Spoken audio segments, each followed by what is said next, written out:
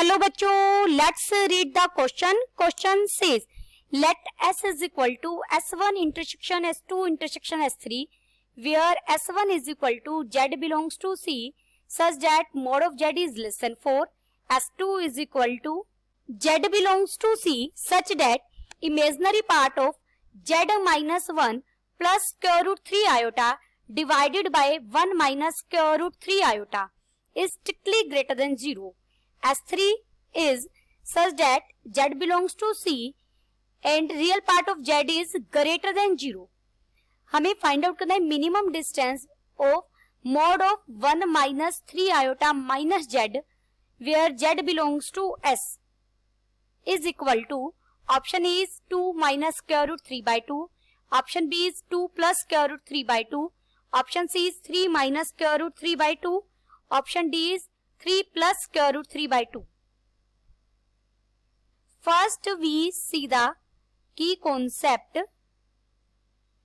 देखिए Z कोई complex number है तो हम कैसे लेते हैं Z को लेंगे x प्लस आयोटा y. अगर मोड Z फाइंड आउट करना हो तो मोड Z क्या होगा, square root of real part का स्क्वायर यानी x square plus imaginary part का स्क्वायर यानी y स्क्वायर. अगर आपको ये दिया हो mod of Z minus a is equal to r, तो ये एक सर्कल की इक्वेशन को रिप्रेजेंट करता है जिसका सेंटर क्या है a और रेडियस क्या है r. और अगर आपको ऐसे दिया गया हो mod of Z minus a less than r, तो ये सर्कल के इंटीरियर पार्ट को रिप्रेजेंट करती है ये चीज. अब सबसे पहले हम हमारा S1, S2, S3 सर्कल देखेंगे कि कौन कौन से रीजन बन रहे हैं. पहले मैंने S1 लिखा. S1 is Z belongs to C such that mod of Z is less than 4.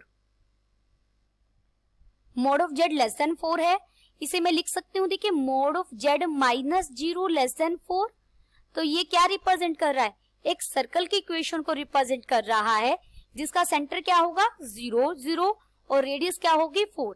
अगर आप इसे क्लियरली देखना चाहते हैं तो आप Z को x प्लस आयोटा y रख दीजिए. x प्लस आयोटा y का मोड हो जाएगा लेस देन 4. ये बन जाएगा मोड. कैसे सोल्व करते हैं, modulus of Z is square root of x square plus y square is less than 4, और इसे सिंप्लीफाई करेंगे तो ये बन जाएगा x square plus y square is less then 16. अभी क्लियरली आपको दिख रहा है कि एक सर्कल की इक्वेशन है, तो इस सर्कल के अंदर जितने भी Z आ रहे हैं उन सब की कलेक्शन क्या है S1. चलते हैं S2 is equal to Z belongs to C, वो कॉम्प्लेक्स नंबर सच डेट जिनका इमेजिनरी पार्ट किस नंबर का लेना है, Z minus 1 plus iota square root 3 divided by 1 minus iota square root 3 is greater than 0. पहले देखते हैं कि जो ये इमेजिनरी नंबर है, ये जो कॉम्प्लेक्स नंबर क्या बनेगा, फिर हम इसका इमेजिनरी पार्ट लेंगे. तो यहां मैं लिखती हूँ इमेजिनरी पार्ट ऑफ, देखिए Z की जगह मैंने रख दिया x plus iota y minus 1 plus iota square root 3 divided by 1 minus iota square root 3 is greater than 0. तो इसे हम सोल्व करेंगे. ये बन जाएगा, मैं रियल पार्ट को एक साथ लिख रही हूँ, x माइनस y 1 और प्लस आयोटा इमेजिनरी पार्ट है y plus square root 3. Denominator में क्या है हमारे पास 1 माइनस आयोटा स्क्वायर रूट 3. इसे हम मल्टीप्लाई करेंगे 1 प्लस आयोटा स्क्वायर रूट 3 से. रेशियलाइज कर रहे हैं, 1 प्लस आयोटा स्क्वायर रूट 3 से मल्टीप्लाई भी किया, डिवाइड भी किया, और ये राइट हैंड ग्रेटर देन 0 होना चाहिए. इसे हम सिंप्लीफाई करेंगे तो ये बन जाएगा इमेजिनरी पार्ट ऑफ, देखिए मैं सीधा रियल पार्ट लिख रही हूँ. यहाँ जो रियल पार्ट बनेगा वो क्या होगा हमारा, x माइनस 1 आएगा रियल पार्ट और minus square root 3 y plus square root 3, ये इमेजिनरी रियल पार्ट होगा. इमेजिनरी पार्ट लिखते हैं तो इमेजिनरी पार्ट बनेगा प्लस आयोटा मैंने बाहर ले लिया और square root 3 times of x minus 1 plus y plus square root 3 divided by, denominator में क्या बन जाएगा, आप आइडेंटिटी यूज करेंगे तो ये 1 प्लस 3 हो जाएगा. This is greater than 0. हमें सिर्फ इसके इमेजिनरी पार्ट को लेना है, तो देयरफॉर यहाँ से इमेजिनरी पार्ट होगा square root 3x minus 1 plus y plus square root 3 whole divided by 4 is greater than 0। Therefore यहाँ से आपके पास एक इक्वेशन आ जाएगी square root 3x plus y is greater than 0। सबसे अब S2 क्या बना, इस को सेटिस्फाई करने वाले z square root 3x plus y greater than 0, ये हाफ प्लेन बनेगा हमारा।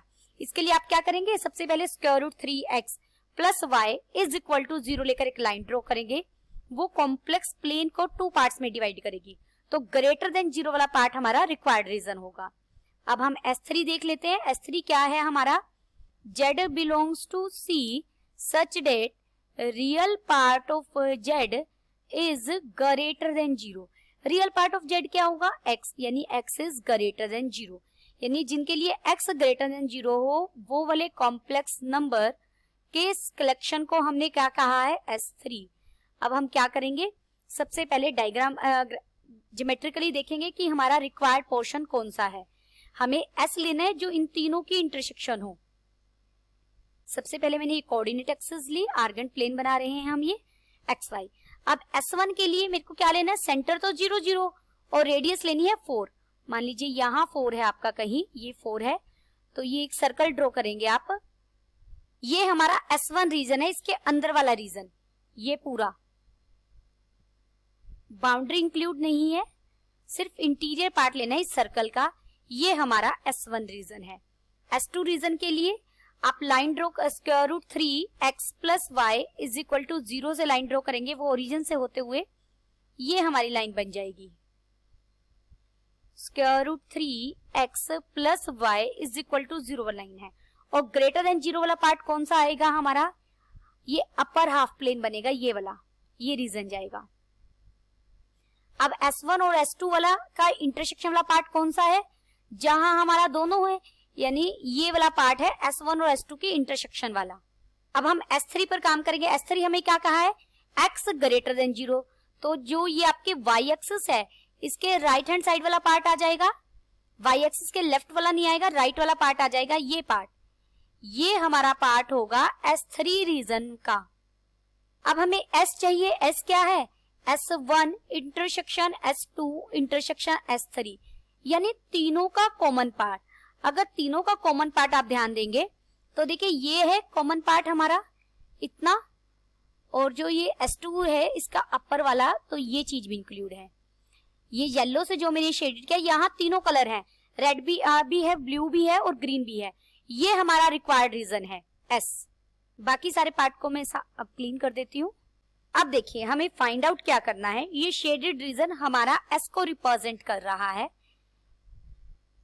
नाउ अब हमें चाहिए मिनिमम, जहां पर Z S से है, S के एलिमेंट्स का मिनिमम डिस्टेंस किससे, 1 माइनस के root 1 minus 3 iota minus Z की बात कर रहे हैं।